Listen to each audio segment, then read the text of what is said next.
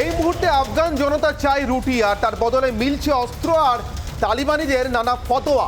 শুধু তাই নয়, তার সঙ্গে নির্বিচারে হত্যা, গুলি, যখন তখন যেমন খুশি অত্যাচার, সবটাই তালিবানি ফতোয়ার নামে। আর ঠিক সেই সময়ে এদেশের একদল মানুষ, তারা ক্রমাগত প্রত্যেক দিন তালিবানিদের সঙ্গে আলোচনা চাইছেন, সম্পর্ক স্থাপন করতে চাইছেন। দোহাতে তালিবানিদের অনুরোধেই ভারত সরকারের সঙ্গে তাদের একটি নির্দিষ্ট বৈঠকের পরিপ্রেক্ষিতে তারা ইতিমধ্যেই রীতিমতো উল্লসিত। তারা বলছেন যে আসলে এই বৈঠক যেন কোনোভাবে তালিবানদেরকে একটা অনুমোদন, তালিবানি শাসনকে অনুমোদন, তালিবানি আদর্শকে অনুমোদন। সত্যিই কি তাই? নিশ্চিতভাবে এই দেশে যারা এখনো ফিরতে পারেননি আফগানিস্তান থেকে, তাদের জন্য আলোচনা প্রয়োজন। সেই কারণেই সম্ভবত এই বৈঠক। যদিও সেই বৈঠকের মূল উৎসাহ এসছিল, আগ্রহ এসছিল তালিবানিদের তরফ থেকে, তবুও সেই বৈঠক জরুরি। কিন্তু তার থেকেও কি অনেক বেশি জরুরি নয় এই মুহূর্তে ভেঙে পড়া স্বাস্থ্য ব্যবস্থায়, ভেঙে পড়া ব্যাংকিং ব্যবস্থায়, আকাশ ছোঁয়া খাবারের দাম নিয়ে যে আফগানরা প্রত্যেক দিন এক পেট খিদে নিয়ে অপেক্ষা করছেন রাতে শুতে যাওয়ার জন্য, অথবা বাড়িতে অসুস্থ পরিজনকে একটু হাসপাতালে নিয়ে গিয়ে চিকিৎসা পরিষেবা পাওয়ার জন্য যারা মাথা খুঁড়ে মরছেন, তাদেরকে সাহায্য পৌঁছে দেওয়া, কোনটা প্রয়োজন? যারা তালিবানিদের সঙ্গে আলোচনা চান, তারা আসলে আদতে আফগানিস্তানের ভালো চান, আফগান মানুষের ভালো চান, না একটি নির্দিষ্ট আদর্শকে তাদের মতো করে এদেশের মানুষের মনেও চালিয়ে দিতে চান? এই নিয়ে কথা বলবো আজকে অনির্বাণের অগ্নিবাণে। আমার সঙ্গে উপস্থিত অতিথিদের সঙ্গে আপনাদের পরিচয় করে দিই। আমার সঙ্গে রয়েছেন অধ্যাপক পার্থপ্রতিম বিশ্বাস, আমার সঙ্গে রয়েছেন সুমন ভট্টাচার্য, বিশিষ্ট সাংবাদিক, এবং রয়েছেন বিধায়ক দাস, আন্তর্জাতিক সম্পর্ক বিশেষজ্ঞ। প্রত্যেকের সঙ্গে কথা বলবো, কিন্তু তার আগে অনির্বাণের অগ্নিবাণে আজকের বিতর্কের মূল প্রশ্নগুলো। আমার অগ্নিবাণ 1,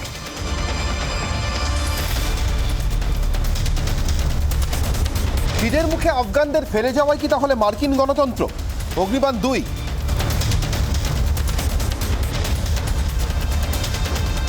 আলোচনাপন্থীরা সাহায্য কেন পাঠাচ্ছেন না আফগানিস্তানে বা পাঠাতে চাইছেন না? অগ্নিবাণ 3, দেশের হয়ে আলোচনাকে অনুমোদন ভাবা কিসের স্বার্থে? আমি এক এক করে আলোচনায় আসবো। একেবারে প্রথমে বিধায়ক বাবুর কাছে যাই। বিধায়ক দাস আমার সঙ্গে রয়েছেন, আন্তর্জাতিক সম্পর্ক বিশেষজ্ঞ। এই যে 20 বছর ধরে একটা দীর্ঘ লড়াই দেখলাম আমরা বিধায়ক বাবু, সবই গণতন্ত্রের নামে, গণতন্ত্র প্রতিষ্ঠার জন্য, যে গণতন্ত্র নাকি আফগানিস্তানে ছিল না, তাহলে শেষমেশ সেই গণতন্ত্রের যে চেহারাটা এখন দেখতে পাচ্ছি, যে গণতন্ত্র কোটানকোট প্রতিষ্ঠা করে আমেরিকা চলে গেল আফগানিস্তান থেকে, সেটা হচ্ছে চিকিৎসা নেই, খিদের মুখে খাবার নেই, এবং আফগানিস্তানের সাধারণ মানুষের প্রাণের দাম নেই। এটাই তাহলে ছিল আমেরিকার গণতন্ত্রের লড়াই, আমরা এমনভাবে বলতে পারি কি?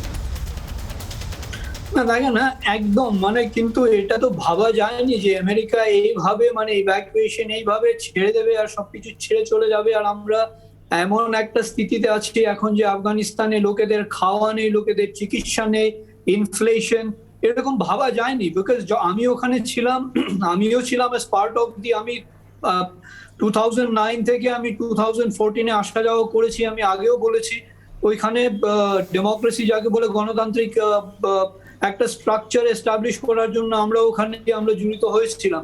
ওখানে কিন্তু এফোর্ট গুলো সিনসিয়ার ছিল, সবকিছুই সিনসিয়ার ছিল। এখন এই প্রশ্নের উত্তর যে আমেরিকা এটা কেন করলো, এটা কিন্তু এখনো কারো কাছে নেই। আমেরিকা কেন এভাবে ছেড়ে চলে গেল? আর দেখেন, একটা জিনিস আমাদেরকে বুঝতে হবে যে এখন যে সিচুয়েশনটা দাঁড়িয়েছে, এখানে যে কালকে যেমন তালিবান নিজে ভারতকে বলেছে আমরা এঙ্গেজ করতে চাই, হাতে কথাবার্তা হলো, I think that is a very important indication যে তালিবানও চাইছে, অ্যাটলিস্ট তালিবান পলিটিক্যাল লিডারশিপের কথা আমি বলছি না Taliban bad Taliban, political leadership Taliban বলছে যে এরা একটা একটা স্ট্রাকচার চাইছে, একটা গভর্নিং স্ট্রাকচার চাইছে। আর তাদের যে অন্য লেয়াররা আছে, তাতে কিন্তু হাক্কানি ফ্যাকশনটা ইজ আ ডেঞ্জার। সবাই জানে হাক্কানি ফ্যাকশনের আমার আর কিছু বিশেষ করে বলার কিছু নেই। আর হাক্কানি ফ্যাকশনের প্রমিনেন্স, হাক্কানি ফ্যাকশনের যে যতটা বাড়ছে, যত ওদের রাইজ হচ্ছে, আনাস হাক্কানি ঘুরে বেড়াচ্ছেন, খালিল রহমান হাক্কানি তিনি এখন পুরো কন্ট্রোলে আছেন, সিকিউরিটির কন্ট্রোলে, মিলিটারির কন্ট্রোলে। তারা কিন্তু যদি নিজেদের পাওয়ারটা এতটা বাড়িয়ে নেন, এটা কিন্তু becomes very dangerous for security in Afghanistan. এটা কিন্তু পলিটিক্যাল লিডারশিপ তালিবানেরও জানে, তাই বলে তালিবানের পলিটিক্যাল লিডারশিপ খুব জোরে ট্রাই করছে যে ভারতের সঙ্গে, অন্য দেশের সঙ্গে একটা এঙ্গেজমেন্ট হোক। যদি এঙ্গেজমেন্টটা হয় তাহলে হয়তো they can try to provide a একটা মোটামুটি একটা মডারেট স্ট্রাকচার আর এঙ্গেজমেন্ট হলে হয়তো they can bring under control this factions. যে ফ্যাকশনে তো খালি হাকানি না, হাকানিদের সঙ্গে জায়েশে মোহাম্মদ আছে, তাতে আমরা দেখেছি আইএস কে লিঙ্কেজেস আছে, আমরা দেখেছি হিজবুল মুজাহিদিনের লিঙ্কেজ আছে, আর তাদের সবার কিন্তু তাদের হেডকোয়ার্টার আর মাস্টার একটা জায়গায়, ওটা হলো Pakistan রাওয়ালপিন্ডিতে। Therefore, I think it is very important to understand এই যে পলিটিক্যাল লিডারশিপ যে আছে, পলিটিক্যাল লিডারশিপটা চেষ্টা করছে যে এই ভ্যাকিউমটা যে ক্রিয়েট হয়েছে, এই ভ্যাকিউমটা আমরা কিভাবে আমরা ভ্যাকিউমটাকে ফিল আপ করি আর একটা গভর্নেন্স স্ট্রাকচার আনি। আমি কিন্তু বলছি যে তালিবানের পলিটিক্যাল লিডারশিপ যে মানে মেসেজেস গুলো পাঠাচ্ছে সব দেশকে, ভারতের সঙ্গে কালকে কথাবার্তা হয়েছে, এটা কিন্তু it's a sincere effort, but কি হবে তা জানি না। কথা বলা একটা আর করে দেখানো আরেকটা। একেবারে, এবং পোপ ফ্রান্সিসের মতো মানুষও মনে করছেন যে আফগানিস্তানের তালিবানদের ভূমিকা অন্তত প্রবঞ্চকের এবং অসৎ, ইনজেনুইন, ডিসিভিং, এই দুটো শব্দ ব্যবহার করেছেন। আমি সুমন বাবুর কাছে যাব। সুমন ভট্টাচার্য, আগামী মাসে আপনার একটি বই প্রকাশিত হচ্ছে, কার্গিল থেকে কাবুল। সুমন বাবু, আপনার কাছে আমার প্রশ্ন, আপনার কার্গিল যুদ্ধ কভার করার অভিজ্ঞতা আছে, সেই সূত্রেই আপনার কাছ থেকে জানতে চাইছি, এই কার্গিল থেকে কাবুল এই বিস্তীর্ণ পথটাকে যে আপনি একটা লাইনের মধ্যে, একটা ডটেড লাইনের মধ্যে যুক্ত করছেন আপনার প্রকাশিতব্য বইতে, নিশ্চিতভাবে আজকের পরিস্থিতির কথা মাথায় রেখেই সেই গুরুত্বের জায়গাটা একটু বলবেন। কোথায় ভয় আমাদের, কোথায় অ্যাকচুয়ালি আফগানিস্তানের মানুষের সঙ্গে আমাদের কথা বলার প্রয়োজন, যতটা না প্রয়োজন তালিবানদের সঙ্গে কথা বলা?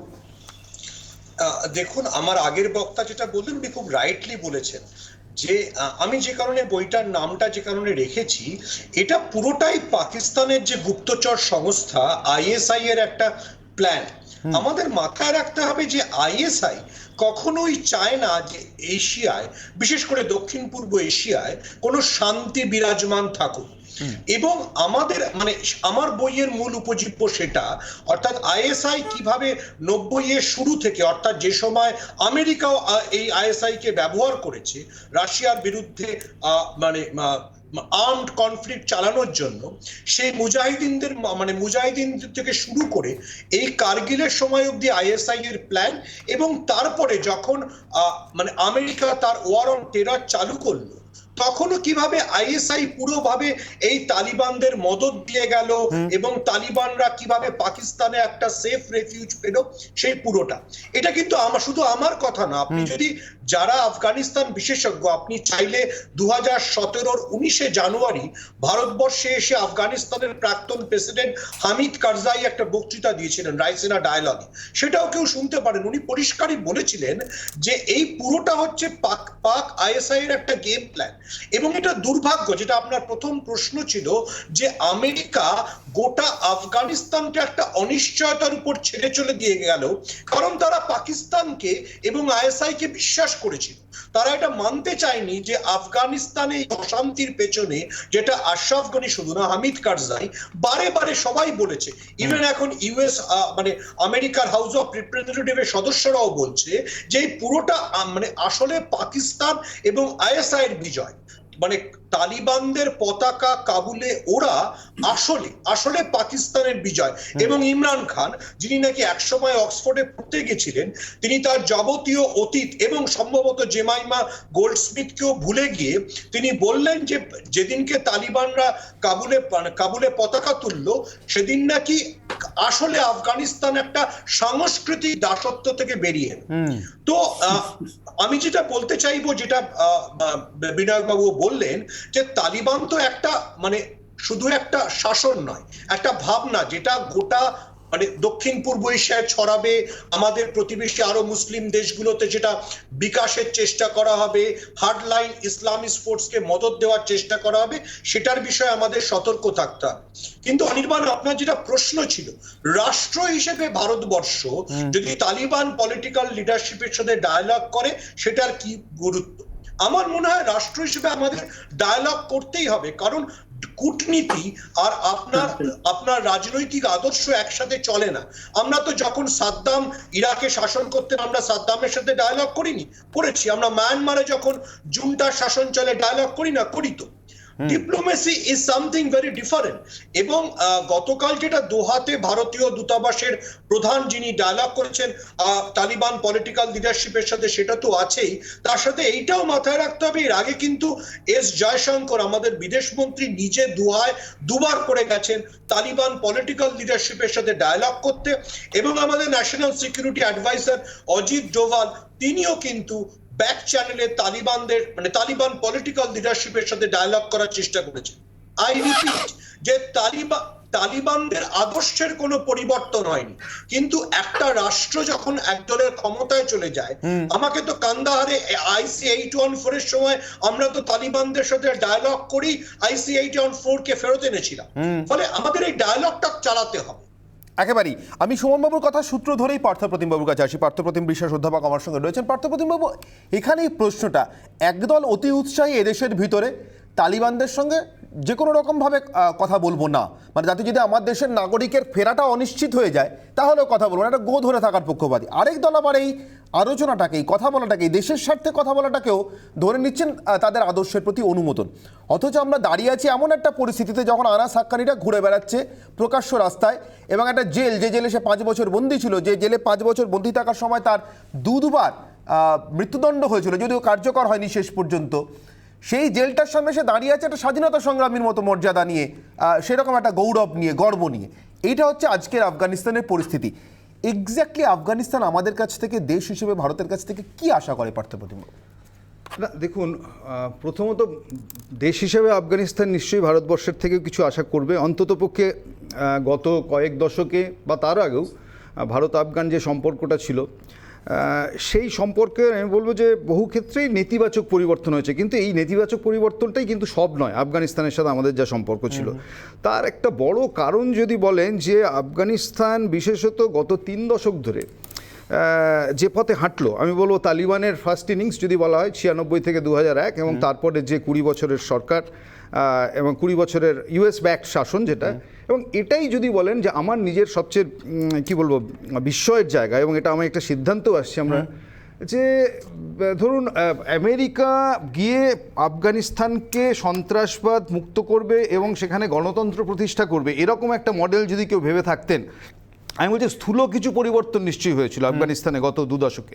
কিন্তু গভর্নেন্স বলতে যা বোঝায়, একটা পুতুল সরকার যদি বসে থাকে কোনো একটা দেশে, এবং যেটা হচ্ছে আমেরিকানরা চালাচ্ছে, এবং সেখানে যতগুলো ভোট হয়েছে আপনি জানেন, প্রত্যেকটা ক্ষেত্রে সেই বিতর্কিত ভোট, সেই ভোট সন্ত্রাসের অভিযোগ সেখানেও এসেছিল। ফলে এই সরকার সম্পর্কে সাধারণ মানুষের যে খুব বড় আস্থা ছিল তা নয়। এমনকি আমি লাস্ট দেখলাম যে গনিও যেভাবে পালিয়ে গেলেন, যে ঘটনা ঘটার 48 ঘন্টার মধ্যে দেশ ছেড়ে, তখনই বোঝা যায় যে হাউ ওয়াজ দ্য স্ট্রেংথ, মানে আমাদের গণতন্ত্রের ভিত্তিটা সে দেশে কতটা শক্ত হয়েছিল। এবং এখানে আমি সবচেয়ে বড় দায়ী করব প্রাথমিকভাবে, যে এই অবস্থায় ফেলার জন্য আর 5 জন করছেন যে মার্কিন যুক্তরাষ্ট্র, তাদের ভূমিকা। এবং তারা কখনোই হচ্ছে আফগানিস্তানে গণতন্ত্র প্রতিষ্ঠিত হোক চাননি, তারা তাদের মতো করে একটা গভর্নেন্সের মডেল থাকুক সেটা চেয়েছিলেন। না হলে অনির্বাণ কেউ দেশ ছেড়ে যাওয়ার আগে ধরলাম যে তারা ডিক্লেয়ার করলেন যে আমরা হচ্ছে যে আমেরিকানরা ঘরের খেয়ে আর আফগানিস্তানে মোষ চড়াবেন না, কিন্তু তারপরে হচ্ছে যদি এরকম ঘটনা ঘটে, তার মানে এক পক্ষকালের মধ্যে হচ্ছে একটা সরকার তাসের ঘরের মতো ভেঙে পড়ছে, এবং যেখানে দাঁড়িয়ে 75,000 তালিবান সেনা স্ট্যাটিস্টিক্যালি, এবং সেখানে 3 লক্ষ আফগান সেনা backed by weapons, training, everything of 2 decades, সেটা ভেঙে যাচ্ছে। আমি বলছি এটা প্রমাণ করে যে সেখানে সেই গণতন্ত্রের ভিতটা তৈরি করতে ব্যর্থ হয়েছে, এবং মানুষের কনফিডেন্স। আমি বলছি আবার যে এটা ঠিক যে কাবুলের মতো শহরাঞ্চল যদি দেখেন, সেখানে দাঁড়িয়ে যে ডেভেলপমেন্টটা হয়েছে, আমি বলছি এই স্থূল কতগুলো ডেভেলপমেন্টের প্যারামিটার দিয়ে কিন্তু সাধারণভাবে গোটা দেশে গণতন্ত্র কতটা শক্ত সেটা বোঝা যায় না। এবার আপনি যে প্রশ্নটা করেছিলেন আমি সেটারই উত্তর দিতে চাই, যে আলাপ আলোচনার পরিবেশ অবশ্যই রাখতে হবে। আপনি বললেন কূটনৈতিক ক্ষেত্রে, কিন্তু আমার আবারও খটকা যে আলাপ আলোচনা যাদের সাথে করছেন তাদের আলাপ আলোচনায় বিশ্বাস থাকাটা খুব জরুরি। এবং সেখানে দাঁড়িয়ে একটা সরকার প্রতিষ্ঠা হোক, সেখানে একটা স্টেবল গভর্নমেন্ট আসুক, সবাই চাইবে প্রতিবেশী হিসেবে, কিন্তু সেই স্টেবিলিটির জন্য যে পরিমাণ টলারেন্সের দরকার, যে পলিটিক্যাল টলারেন্সের দরকার, সেই টলারেন্স তালিবানরা কি এক্সিবিট করবে? তারা প্রথম দিন আসার পর মহিলাদের সম্পর্কে যে উক্তি করেছিল যে দে হ্যাভ চেঞ্জ দেমসেলভস, তারা 2 দশক আগে তালিবান আর নেই, কিন্তু প্র্যাকটিক্যালি দেখা গেল তার দুপক্ষ যেতে না যেতেই হচ্ছে সেই তালিবান আছে, তালিবান এরকম একটা সিচুয়েশনই আমরা দেখতে পেলাম যে গান পয়েন্টে রেখে সংবাদ মাধ্যম চালানোর চেষ্টা হচ্ছে। এর চেয়ে খারাপ আর কি হতে পারে? আমি বলছি still the discussion is needed. আমার কথা হচ্ছে এই আলোচনার পথ ভারতবর্ষের অন্ততপক্ষে ওপেন রাখতেই হবে। এক, আপনি যেটা বলেছেন যে ইতিমধ্যে সেখানে প্রচুর ভারতীয়রা রয়েছেন। দুই, আফগান নাগরিক বলতে যা বোঝায় তারা সবাই তালিবান নয় এবং তালিবানের সমর্থক নয়, তালিবানের মতো করেও ভাবে না। ফলে এই মানুষরা যারা বাঁচতে চায়, উন্নত জীবনের খোঁজ চায়, আমরা যারা গণতান্ত্রিক দেশ, আমরা যারা প্রতিবেশী, তাদেরও কিছু ভূমিকা রয়েছে সেটা পালন করার ক্ষেত্রে, এবং সেটা ভারত সরকার করুক, আমরা চাইবো। এবং এখানে ইম্পর্টেন্ট অনির্বাণ যে আবার বলছি স্বাধীন একটা নিরপেক্ষ বিদেশ নীতির প্রয়োজন আছে। আনফর্চুনেটলি আমি গত কয়েক বছর ধরে আমরা দেখতে পাচ্ছি আমাদের প্রতিবেশী দেশগুলোর ক্ষেত্রে আমরা কিন্তু খানিকটা হলেও বেকায়দায় যাচ্ছি, এবং যাচ্ছি মূলত হচ্ছে ইউনিল্যাটারালি মার্কিন নীতিকে ফলো করতে গিয়ে। আজকের মার্কিন নীতিকে ফলো করতে গিয়ে, মার্কিনী শাসন ফলো করতে গিয়ে আফগানিস্তানের যে অবস্থা হয়েছে, আমি বলছি স্বাধীন যদি আমাদের নিরপেক্ষ নীতি না থাকে তাহলে কিন্তু আমরাও বেকায়দায় পড়বো, এবং পড়েওছি বহু ক্ষেত্রে। প্রতিবেশী নেপাল, বাংলাদেশ থেকে শুরু করে শ্রীলঙ্কা, আপনি প্রত্যেকটা ক্ষেত্রে আমাদের অবস্থা খুব প্যাথেটিক হচ্ছে with respect to the previous years. আমি এখানেই প্রয়োজন স্টিল মনে করি যে এরকম একটা কঠিন সময় যে ভারতের সরকার এই আলাপ আলোচনা সেখানে চালাক, এবং আমি চাইবো নিশ্চিতভাবেই যে ওখানে তালিবানের সরকার না, সব ধরনের মত যা এক্সিস্ট করছে সেই মতের মানুষদের নিয়ে এই অতিক্রান্তিকালীন একটা সময় সরকার যদি তৈরি হয় এবং সেই সরকার সেই মানুষের বাঁচার একটা নতুন দিশা দেখাতে পারে, that will be better for all of us. প্রাক্তন পুলিশ কর্তা অরিন্দম আচার্য আমার সঙ্গে আলোচনায় যোগ দিচ্ছেন। আমি পার্থপ্রতিম বাবু আপনার কথা সূত্র ধরে অরিন্দম বাবুর কাছে যাব। দোহাতে যারা যিনি তালিবানদের আগের হোতা ছিলেন বা মাথা ছিলেন, যাই বলি না কেন, গায়েব, তিনি আজ সকালে একটি বিবৃতি দিয়েছিলেন যে তিনিও চান, ঠিক পার্থপ্রতিম বাবু যেমনটা বলছিলেন, তালিবানদের উচিত হবে এই মুহূর্তে সব পক্ষকে নিয়ে সরকার তৈরি করা, যেটা বিকেলের মধ্যেই তালিবানরা রিজেক্ট করে দিয়েছে, এবং আগের সরকারের কোনো অফিসিয়ালকে, কোনো টেকনোক্র্যাট ব্যুরোক্র্যাটকে পর্যন্ত তারা ব্যবহার করতে রাজি নয়। দেশকে তারা কোথায় রাখতে চায় আজকে আফগানিস্তানের ব্যাংকগুলোর সামনে দাঁড়িয়ে বোঝা যাচ্ছে, আকাশ ছোঁয়া মূল্যবৃদ্ধি খাওয়ার। কিন্তু অরিন্দম বাবু, তার সঙ্গে আরেকটা জিনিসও ঘটেছে আজকে। আফগানিস্তান আজকে পাকিস্তানের সঙ্গে ওয়াজিরিস্তানের বর্ডারটা অন্তত সিল করতে অস্বীকার করেছে।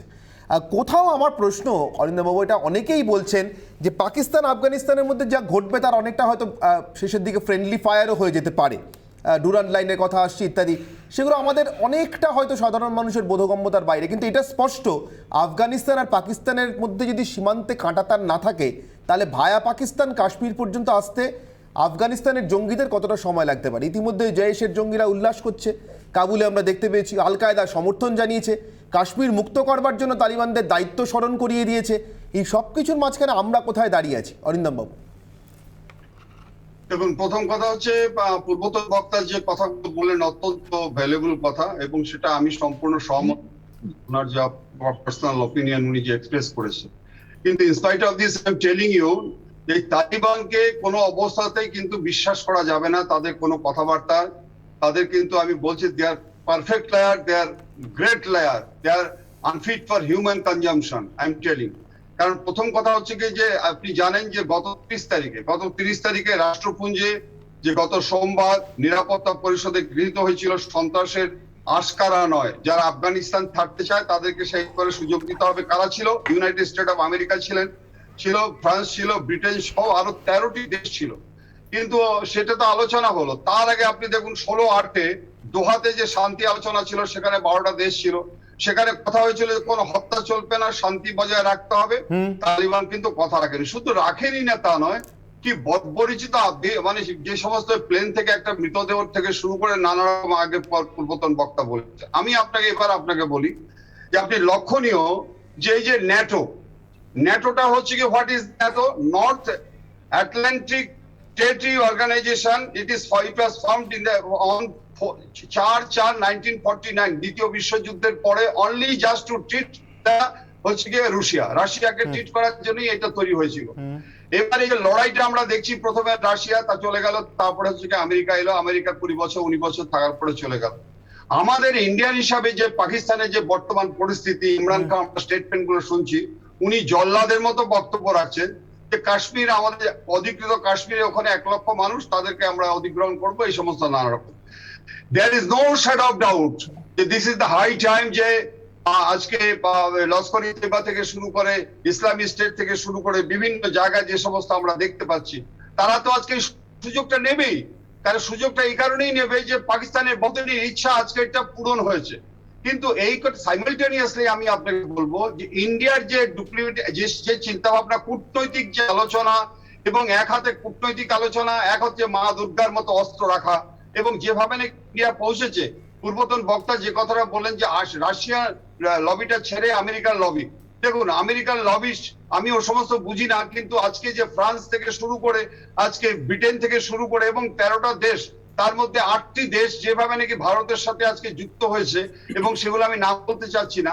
আমার মনে হচ্ছে যে পাকিস্তান যদি আজকে কাশ্মীরকে যদি ঢুকতে আসতে চেষ্টা করে, এবং আপনি বোধহয় নিশ্চয়ই জানেন যে গত কয়েক মাস আগে থেকে কিন্তু অধিকৃত কাশ্মীরে কমসে কম 40 থেকে 50,000 ফোর্স কিন্তু সৈন্য কিন্তু সফিস্টিকেটেড আর্মস এন্ড উইপন্স দিয়ে পাঠিয়ে দেওয়া হয়েছে, যাতে টু প্রিভেন্ট এনি আনটুয়ার্ডস ইনসিডেন্ট। অতএব এই ক্ষেত্রে ইন্ডিয়া সম্পূর্ণ প্রস্তুত আছে, এবং তারা এই সুযোগটা নেবে, আমাদের কিন্তু অস্বীকার করার কোনো উপায় নেই, এবং আগের থেকে কিন্তু এখন আরো বিশাল ভাবে সুযোগ নেবে, এবং ইন্ডিয়াকে কিন্তু সেভাবে প্রস্তুত থাকতে হবে। একেবারে আমার ব্রহ্মাস্ত্রের সময় হচ্ছে, অর্থাৎ আজকের অগ্নিবাণের প্রধান, আজকের এই বিতর্কের প্রধান প্রশ্ন, আমি সেই প্রশ্নে নজর রাখি। আমাদের আজকের মূল প্রশ্ন, আজকের ব্রহ্মাস্ত্র, তালিবানদের প্রতি নরমরা কি আদতে আফগানদের ভালো চান? গোটা দেশটা তো তালিবান নয়, সাধারণ আফগান নাগরিকদের সঙ্গে তালিবানদের কি সম্পর্ক? একটা ছোট্ট বিরতির সময় আছে, বিরতির পর ব্রহ্মাস্ত্র এই প্রশ্ন নিয়ে ফিরে আসবো আলোচনাতে। সঙ্গে থাকুন রিপাবলিক বাংলায়।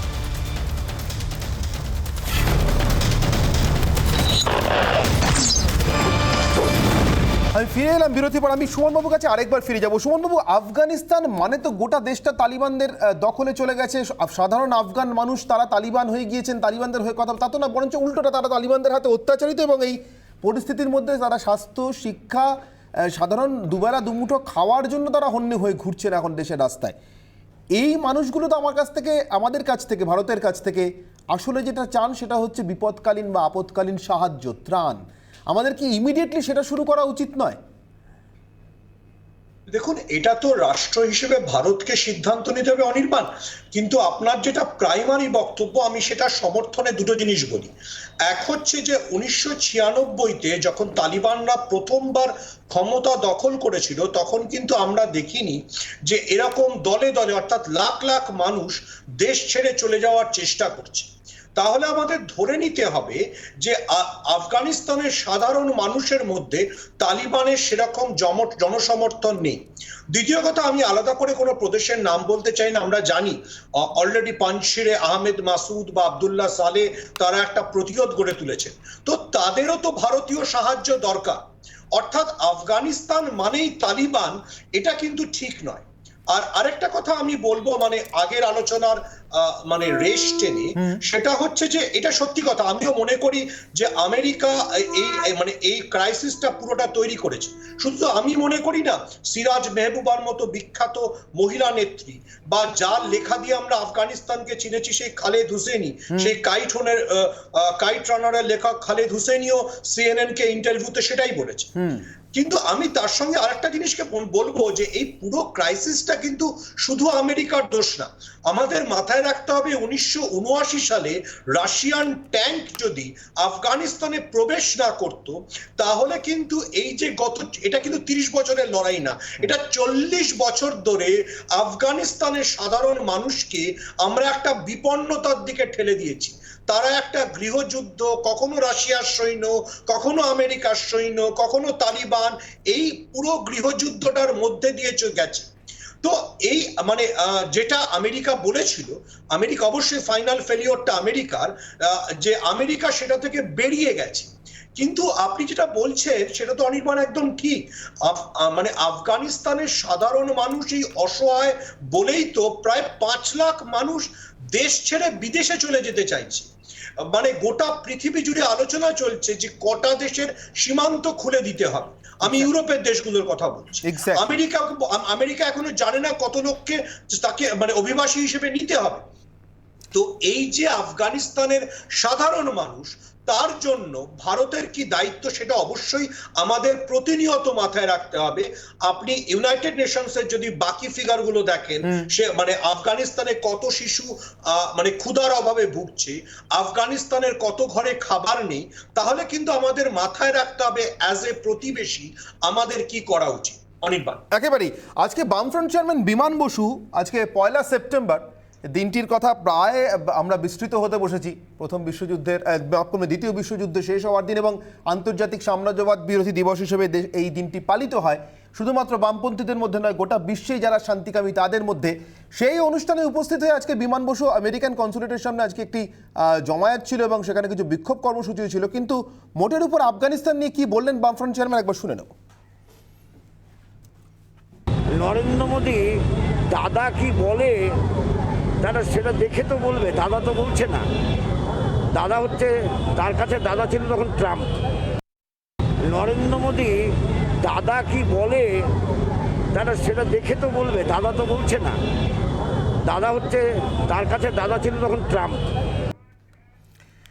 অর্থাৎ স্বাধীন বিদেশ নীতির কথা উঠছে, যে কথা কিছুক্ষণ আগে পার্থপ্রতিমবাবু বলছিলেন।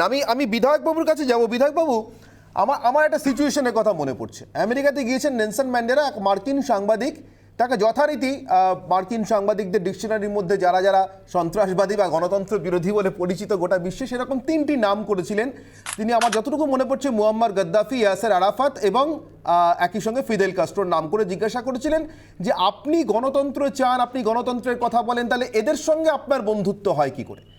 নেলসন ম্যান্ডেলার প্রথম লাইনটি, যে উত্তরের প্রথম লাইনটিতে গোটা প্রেক্ষাগৃহটা হাততালিতে ফেটে পড়েছিল। যারা উপস্থিত ছিলেন তারা সবাই আমেরিকান। তার উত্তর ছিল, আপনার বন্ধু আমার বন্ধু হবে অথবা আপনার শত্রু আমার শত্রু হবে, এটা কোথায় ঠিক হলো? আমাদের বিদেশ নীতির কি এই সাধারণ কমন সেন্সের যে লাইনটায়, সেটাই চলার দিন এসে গিয়েছে? হ্যাঁ, একদম। আমি অনির্বাণ, দেখেন, আমি এটা আপনার প্রশ্ন উত্তর দেওয়ার আগে আমি এটা বলবো, সুমন বাবু যে বলছিলেন একদম ঠিক কথা বলেছেন, যে এই যে আফগানিস্তানের যে আজ সিচুয়েশনটা আমরা দেখছি, it's not a situation that is happened now. আর তাতে মার্কিন যুক্তরাষ্ট্রকে সবাই দোষ দিচ্ছে, ব্লেম করছে যে মার্কিন যুক্তরাষ্ট্র যেভাবে মানে প্রসেসটা, ইভ্যাকুয়েশনের প্রসেসটা নয়, দোহা এগ্রিমেন্টের পর থেকে এখন অব্দি যা এখন ডেভেলপমেন্ট গুলো আনফোল্ড হয়েছে, তাতে মার্কিন যুক্তরাষ্ট্র দায়ী আছে। ঠিক আছে, they are responsible, but this has an history. এই হিস্ট্রিটা আমাদের দেখতে হবে, and this has a history of long more than 40 years. তার মধ্যে কিন্তু আরো একটা জিনিস সুমন বাবু বলেছিলেন, উইচ ইজ ভেরি ইম্পর্টেন্ট, যে পুরো আফগানিস্তানটা কিন্তু তালিবান নয়, পুরো আফগানিস্তানটা পাশতু নয়। তাতে পাশতু আছে, তাতে তাজিক আছে, তাতে হাজারা আছে, তাতে উজবেক আছে।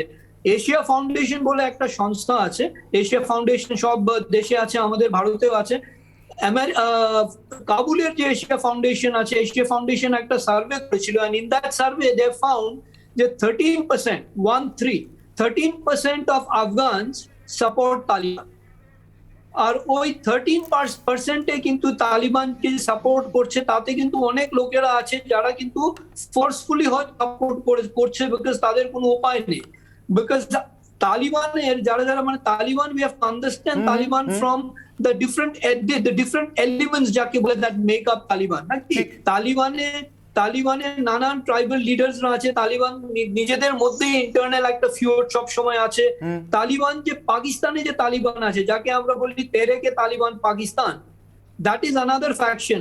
ওই ফ্যাকশনের কি রোল হবে, and these are going to create security situation যার ইম্প্যাক্ট কিন্তু পুরো রিজনে না, it is going to have a global impact. একেবারে। আমি বিধায়কবাবু আপনার কথা সূত্র ধরে একবার পার্থপ্রতিম বাবুর কাছে আসবো, যেহেতু আমার বিতর্কের সময়টা কমে আসছে, ক্রমশ শেষের দিকে এগোচ্ছি। পার্থপ্রতিম বাবু, এখানে আমার প্রশ্ন, এই যে গোটা আফগানিস্তান এবং তালিবান কোনোভাবে এক হতে পারে না, কোনো সুস্থ মানুষ মানবেন না। এখন আমার প্রশ্ন একটা খুব খোলাখুলি প্রশ্ন, আমি কিন্তু কোনো নির্দিষ্ট ইডিওলজিকে আক্রমণ করে বলছি না, কিন্তু এটা দেখেছি আমার ছোটোবেলা থেকে, নিকারাগুয়া হোক, কিউবা হোক, উত্তর কোরিয়া হোক, প্যালেস্টাইন হোক, বিভিন্ন সময় বিভিন্ন দেশে আক্রান্ত বা অসহায় মানুষের জন্য কলকাতাতে রাস্তাতে ত্রাণ সংগ্রহ হচ্ছে, পাঠানো হচ্ছে, জামা কাপড় হোক, খাদ্যদ্রব্য হোক, যাই হোক না কেন। আমার প্রশ্ন, আফগানিস্তানের জন্য সেটা করতে আমাদের দেরি হচ্ছে কেন? আমাদের সমস্যাটা কোথায়? আমরা তো আফগানিস্তান বলতে প্রথম আমাদের সামনে যে চোখটা ভেসে ওঠে সেটা তো কাবুলিওয়ালার। একেবারে। আমার ধারণা অনির্বাণ নিশ্চয়ই ওই ত্রাণের আগের পর্যায়ে যেটা আছে যে ভারতবর্ষের সরকার কি পজিশন নিচ্ছে সেটা ইনফ্যাক্ট অনেক বেশি প্রয়োজন। ত্রাণটা ইনফ্যাক্ট ভারতবর্ষের সরকারি তরফ ইনফ্যাক্ট সেটা হচ্ছে পৌঁছানো জরুরি হবে একটা স্টেজে। আমি শুধু একটা প্রশ্ন আপনাকে বলবো যে এই আলোচনাটা আমার বন্ধু সুমনও তুললেন, আমি একমত অনেকটাই ওর সাথে। দেখুন, কোথাও আমি কেন মার্কিন যুক্তরাষ্ট্রের সম্পর্কে অনেক বেশি অ্যাপ্রিহেন্সিভ, কারণ 96 থেকে 2001-এ ক্ষমতায় যখন এরা এসছিল, নান আদার দেন রবিন কুক, সে হচ্ছে সাউথ ইস্ট এশিয়ার তখন মার্কিনীদের সবচেয়ে বড় কর্তা, তিনি হচ্ছেন সেটাকে প্রথম ওয়েলকাম করেছিলেন এবং বলেছিলেন এটা প্রোগ্রেসিভ স্টেপ, একটা সরকার এসছে, তাকে লেডি তালিবান বলা হতো আপনারা জানেন। আমি বলছি যে এর পরে দাঁড়িয়ে সেখানে সরকার তৈরি, এবং এরা ওই অপারেশন সাইক্লোন, আমাদের দেশের লোকে আমফান ইয়াস এইসব শুনেছে, কিন্তু আমি বলছি যে অপারেশন সাইক্লোন ওয়াজ এ CIA স্পন্সার্ড প্রোগ্রাম, যেটা হচ্ছে আফগানিস্তানে ক্ষমতা দখলের জন্য যে পরিমাণ টাকা এবং অস্ত্র খরচ করেছিল আমেরিকানরা, আমি বলছি এখান থেকেই না একটা দেশের কোথাও 12টা বাজা শুরু হয়েছে। আমি বলছি সোভিয়েতকে নিশ্চয়ই আপনি বলুন, সোভিয়েত অ্যাগ্রেশনের বিরুদ্ধে যদি বলতে চান, but Soviet cannot be compared with the US aggression, the way they did it and they did this harm for America, I mean Afghanistan. আমি এইখানেই বলছি যে অনির্বাণ, প্রশ্নটা হচ্ছে যে আপনি যখন 2020 সালেও চুক্তি হচ্ছে তারা দেশ ছেড়ে চলে যাবেন, আফগান সরকার কোথায়, আফগানের জনগণ দোহা কোথায়? তারা তালিবানের সাথে চুক্তি করছেন যেখানে হচ্ছে ডার্কে আছে আফগান গভর্নমেন্ট, যেখানে ডার্কে আছে সে দেশের জনগণ। প্রশ্নটা এখানে তারা কিভাবে দেখে। আমি আপনার কথা সূত্র ধরে অরিন্দম বাবুর কাছে যাবো, একদম শেষ দিকে চলে এসেছি। অরিন্দম বাবু দেখুন, আমি একেবারে নিরপেক্ষ জায়গা থেকে বলছি, সোভিয়েত ট্যাঙ্ক হোক, আমেরিকান আগ্রাসন হোক, আমার কোনোটার সঙ্গে সম্পর্ক নেই। সাধারণ ভারতীয় হিসেবে বলছি, সোভিয়েত আগ্রাসনের সময় এই তালিবানদেরকে বা আজকে যে হাক্কানি নেটওয়ার্ক নিয়ে কথা হয়, সেই হাক্কানি নেটওয়ার্কের জন্ম, তার বেড়ে ওঠা, সেই হাক্কানি নেটওয়ার্কের ছত্রছায়া আবার আল কায়দার বিন লাদেনের বেড়ে ওঠা, আমরা জালালউদ্দিন হাক্কানির নাম সবাই জানি, কে তার তিনি কার মেন্টর ছিলেন, এই সব কিছু তখন ঘটেছে। আজকের আফগানিস্তানের পটভূমিকাতে বাস্তবটা হচ্ছে ঠিক এইটা। আমেরিকা যেরকম চুপচাপ নিজের মতো করে সরে পড়েছে, ন্যাটো যেরকম সরে পড়েছে, রাশিয়াও কিন্তু গলা তুলে আফগানদের বিরুদ্ধে একটি কথাও বলছে না। এখন প্রত্যেকে যখন তার দায় সামলাতে ব্যস্ত রয়েছে, তখন সাধারণ আফগান মানুষকে সাহায্যও করব, তালিবানদের ইডিওলজির বিরুদ্ধেও লড়াই করব, দেশের বিরুদ্ধেও সন্ত্রাসকে রুখবো। আমাদের চ্যালেঞ্জটাকে এই দক্ষিণ এশিয়াতে সব থেকে বেশি না? দেখুন, প্রথম কথা, আপনি যে কথাটা বললেন, আপনাকে এটা তো স্বীকার করতেই হবে যে তালিবানদের ও দেশ থেকে আমাদের এখানে যে আনার জন্য যে হিন্দু এবং শিখদের আনা হয়েছে বা বলা হয়েছে বা যেভাবে আনছে, ই ভিসা যেটা করেছে, প্রথমে ছিল যে যারা নির্যাতিত এবং নিষ্পেষিত আফগান তাদেরকে নিয়ে আসা হবে। কখনো নয়, ভারত যদি এইভাবে যদি ইংরেজ দিয়ে তাহলে চরম ভুল করবে, কারণ ইন ডিসগাইজ ছদ্মবেশে কিন্তু আজকে তালিবানদের সাথে ইন্ডিয়াতে ঢুকে যেতে পারে। অলরেডি প্রায় 100-150-200-র মতো ঢুকে গেছে কাশ্মীর এলাকায়। আপনি আমাকে বলুন যে আফগানে হচ্ছে গিয়ে ওখানে 42 লক্ষ মানুষের বাস, সেনা হচ্ছে 3 লক্ষ। বাবরের আমল 1526 সাল থেকে 1530 সাল থেকে বাবরের আমল থেকে শুরু করেছে। কিন্তু এখন আমার প্রশ্ন হচ্ছে যে ইন্ডিয়াকে অনেক সন্তর্পণে এগোতে হবে, কারণ তাদেরকে উদ্ধার করতে গিয়ে আমরা যুদ্ধে লিপ্ত হতে পারি না। অতএব এই ক্ষেত্রে আপনি নিজেও তো জানেন যে তুরস্ক, মুসলিম কান্ট্রি, ইরান কান্ট্রি কংক্রিটের দেওয়াল ঢুকিয়ে দিচ্ছে যারা ওরা কেউ যেন না তুলতে পারে। এদিকে ধরুন Denmark, Germany, France, Greece, Netherlands মুখের উপর বলে দিয়েছে যে আমরা শরণার্থীদের নেব না। এদিকে বাংলাদেশ, আলবেরিয়া, আপনার কথা বুঝতে পেরেছি। মানবতার দায় রক্ষা করতে গিয়ে আমি নিজের উপর একটা যুদ্ধ চাপিয়ে দিতে পারি না আমার দেশের মানুষের উপর, সেটা যেরকম সত্যি, তেমনি নিশ্চিতভাবে আমার এতদিনকার আদর্শকেও ভুলতে পারি না, একই সঙ্গে দেশের নিরাপত্তাকেও বিঘ্নিত হতে দিতে পারি না। সুমনবাবু হাত তুলছেন, একদম শেষ দিকে প্লিজ। পার্থদা যেটা বলছিলেন, আমি পার্থদার প্রসঙ্গটা এটা মনে করিয়ে দিই যে এটা আমেরিকার জন্য আমাদেরকে সেম ক্রাইসিস সিরিয়া এবং ইরাকে ফেস করতে হয়েছে। অর্থাৎ সিরিয়া থেকে যখন ডোনাল্ড ট্রাম্প নিজের সেনা প্রত্যাহার করে নেয়, তখন কাউকে জানায়নি, এবং সেখানে যারা গ্রাউন্ডে আইএস এর সঙ্গে লড়ছিল, অর্থাৎ কুর্দরা, সেখানে তারা নিজেদের টিকিয়ে রাখতে পারে, কারণ ওপরের দিকে অর্থাৎ আসাদের যে বাহিনী ছিল, যাদেরকে মস্কোর বন্ধু বলে ধরা হয়, তাদের সাথে ইন্ডিয়া একটা মানে সম্পর্ক এস্টাবলিশ করতে পেরেছিল, এবং সেই সময় ইরানও আমাদের পাশে দাঁড়িয়েছিল। অর্থাৎ যেটা অনির্বাণ আপনার মূল প্রশ্ন ছিল, আমাদের বিদেশ নীতি কি নিজের পায়ে চলবে, একদম পার্থতার যেটা বক্তব্য, সেই প্রসঙ্গটা আমি বলতে চাই যে আমাদের নিজের পায়ে চলতে হবে। আমরা শুধু ডোনাল্ড ট্রাম্পের মুখের দিকে তাকিয়ে থাকবো বা ওয়াশিংটনের মুখের দিকে তাকিয়ে থাকবো, এটা হতে পারে না। যদি রাশিয়ার মাধ্যমে, যেহেতু রাশিয়ান কনসুলেট এখনো কাবুলে খোলা, আমরা রাশিয়ার মাধ্যমে যদি ডায়ালগ করতে পারি, তাতে কোনো দোষ নেই। রাশিয়া আমাদের পুরনো বন্ধু, এইটা আমাদের মাথায় রাখতে হবে।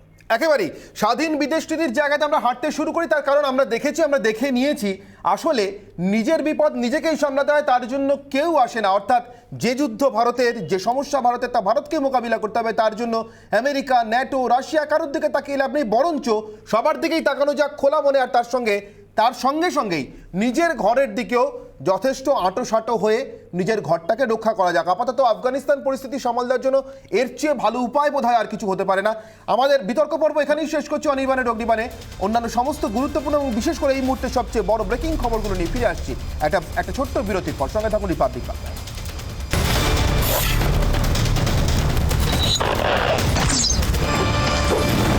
অনির্বাণের অগ্নিবাণে এই মুহূর্তে ব্রেকিং নিউজ সেগমেন্টে ফিরে এলাম। এই মুহূর্তে সব থেকে বড় ব্রেকিং খবরগুলো আপনাদেরকে দেওয়ার জন্য শুরুতেই যে খবরে চোখ রাখবো, এবার নিরাপত্তা চেয়ে কলকাতা হাইকোর্টের দ্বারস্থ বিশ্বভারতী বিশ্ববিদ্যালয় কর্তৃপক্ষ।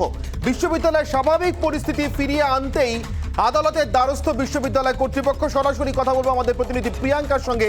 প্রিয়াঙ্কা, আগামী কাল থেকে আমরা দেখছি তৃণমূল ছাত্র পরিষদের কর্মসূচি শুরু হতে চলেছে বিশ্বভারতীতে, লাগাতার ধর্ণা অবস্থান কর্মসূচি, এবং তার আগে আজকে বিশ্বভারতীর অধ্যক্ষের বিশ্বভারতীর উপাচার্যের খাবার নিয়ে যাওয়া নিয়ে এক প্রস্তুত নাটকের সাক্ষী থেকেছে বিশ্বভারতী বিশ্ববিদ্যালয়ের চত্বর। সব কিছু মিলিয়ে কোথাও কি নিরাপত্তার অভাব বোধ করছেন বিশ্ববিদ্যালয় কর্তৃপক্ষ?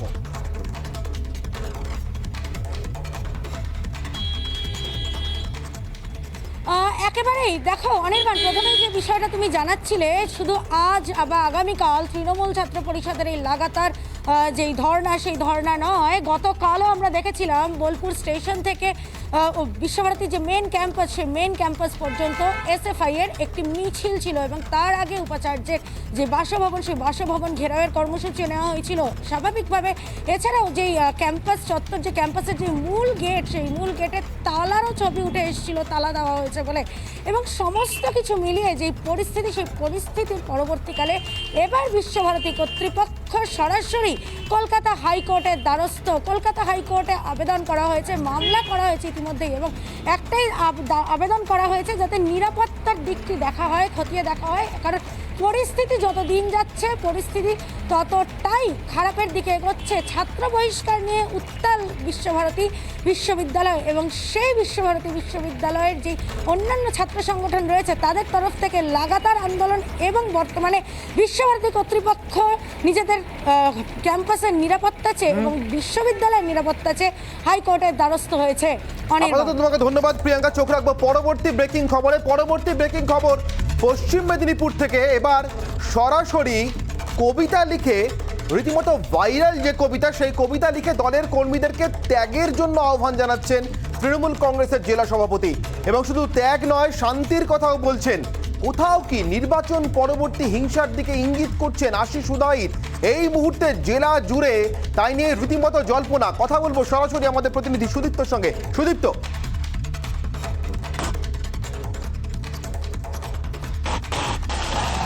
একেবারে অনির্বাণ, দেখো তুমি জানো যে ভোট পরবর্তী হিংসায় কিন্তু বারবার ধরে এই নাম উঠে এসছে, এবং এনএইচআরসির টিম থেকে শুরু করে বিভিন্ন সময় দেখা গিয়েছে এই কেশপুরে পলিটিক্যাল মুভমেন্ট হচ্ছে। এই জায়গায় দাঁড়িয়ে আশিস উদয়িতের এই কবিতা কিন্তু অত্যন্ত তাৎপর্যপূর্ণ। তিনি শান্তির বার্তা দিয়েছেন এবং অন্ধকার মুক্ত কেশপুর গড়ার একটা ডাক দিয়েছেন। তিনি ত্যাগের কথা বলেছেন, অনেকগুলো বিষয় উল্লেখ করেছেন, এবং সবথেকে উল্লেখযোগ্য অনির্বাণ, এখানে তিনি সহাবস্থানের কথা বলেছেন। এবং আমরা যখন তাকে প্রশ্ন করি, তিনি বলেছেন যে কেশপুরে সমস্ত রাজনৈতিক দল তাদের সহাবস্থান করুক। এই জায়গাটাতে কিন্তু একটা প্রশ্ন উঠছে যে শাসক দল বারবার, বিজেপি বারবার অভিযোগ তুলেছে শাসক দল তাদের রাজনীতি করতে দিচ্ছে না, তাদের সঙ্গে কোনো রকম ঠিকমতো ব্যবহার করা হচ্ছে না, তাদেরকে বয়কট করে রাখা হচ্ছে, একাধিক অভিযোগ তুলেছে। সেই জায়গায় দাঁড়িয়ে জেলা তৃণমূল সভাপতির এই বক্তব্য অত্যন্ত তাৎপর্যপূর্ণ, এবং বিজেপি এইখানে কিন্তু একটা কটাক্ষ ছুড়ে দিয়েছে।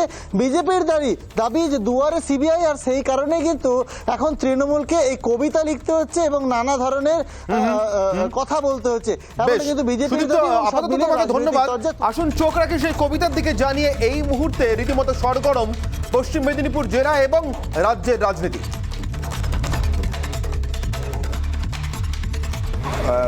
2011 সালে সম্মানীয় মমতা বন্দ্যোপাধ্যায় তিনি ক্ষমতায় আসার পর কেশপুরের যে ঘন অন্ধকার, সেই ঘন অন্ধকার থেকে ধীরে ধীরে আলোয় আনার চেষ্টা করেছেন।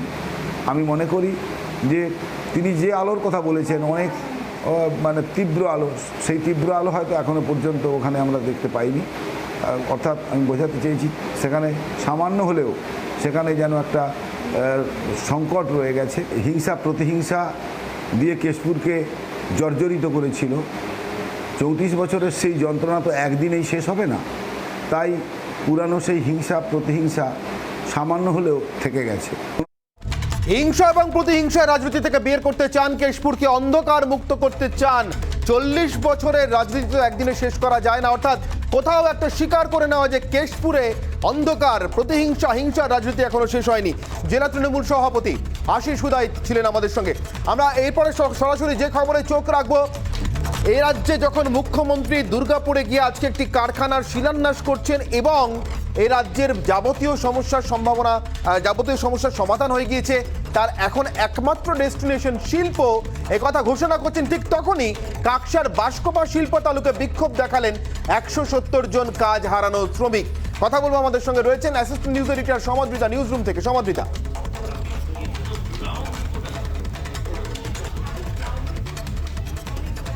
একদমই অনির্বাণ, পুজোর মুখে তার উপর জানো কোভিডের জন্য বিভিন্ন জায়গায় কিন্তু কর্মী সংকোচন হচ্ছে। সেই সময় দাঁড়িয়ে থেকে 10-15 বছর ধরে টানা যারা কাজ করেছেন স্পঞ্জ আয়রন কারখানায়, সেখানে তাদেরকে হঠাৎ একদিনের নোটিশে বলে দেওয়া হচ্ছে তাদের আর কাজ নেই, কারখানা বন্ধ হয়ে গিয়েছে।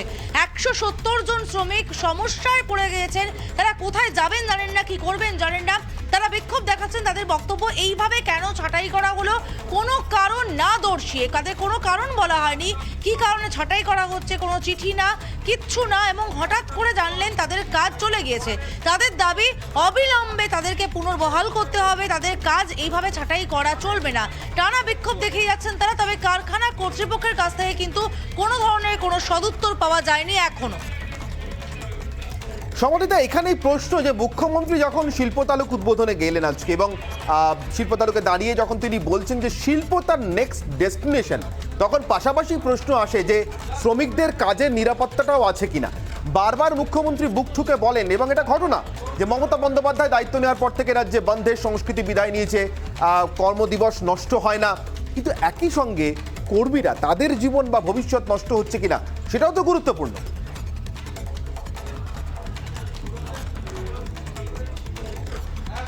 একদমই তাই অনির্বাণ। কেন শ্রমিকরা যারা অলরেডি কাজ করছেন তাদের কাজ চলে যাবে? কেন কোনো ধরনের এই ধরনের কারখানার সমস্যা হলে তাহলে সেটা আগেই অ্যাড্রেস করবে না সরকার, সেই প্রশ্ন তো উঠছেই। কারণ এইভাবে রাতারাতি কাজ চলে গেলে এতজন কর্মী তাদের ভবিষ্যৎ কোথায় গিয়ে দাঁড়াবে সেটা ভাবার দায়িত্বও কিন্তু কোথাও গিয়ে সরকারের দাঁড়িয়ে যায়।